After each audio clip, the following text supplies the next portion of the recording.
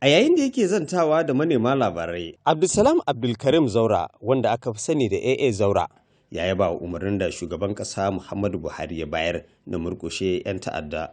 A gaskiya wannan umarni da mai girma shugaban ƙasa Muhammadu Buhari ya bayar su al'ummar Najeriya, umarnin da al'ummar Najeriya ta daɗe tana jira a bada kenan na a murƙushe waɗannan matsaloli duk da hanyar da za a bi a yi su.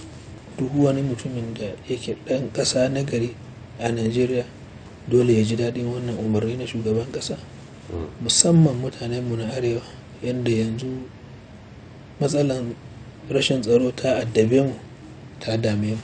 Ya kuma yaba matakan da gwamna Abdullahi Umar Ganduje na jihar Kano yake ɗauka domin wanzar da zaman lafiya a jihar. A gaskiya ba ƙaramin nasara ya girma gwamnan jihar Kano, gwamna Abdullahi Umar Ganduje ya samu a cikin wannan kaddami da ake fama da shi na rashin tsaro a Najeriya, wanda ya tabbatar da duk wani mahaluki da ke ƙasar nan cewa jihar Kano ita tafi kowace jiha zama lafiya, ita tafi kowace jiha tsaro a Najeriya.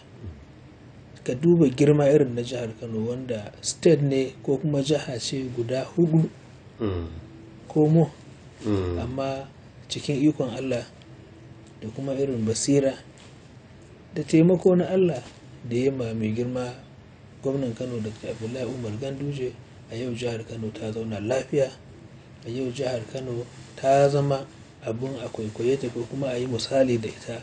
AA Zaura ya ƙara da cewar matuƙar samu nasarar zama gwamnan jihar Kano zai taimaka wajen bunƙasa harkokin kasuwanci. To ni idan a nawa ƙashin kaina ne ko kuma irin nawa tunani na yadda za a bunƙasa noma da kuma tattalin arziki a jihar Kano.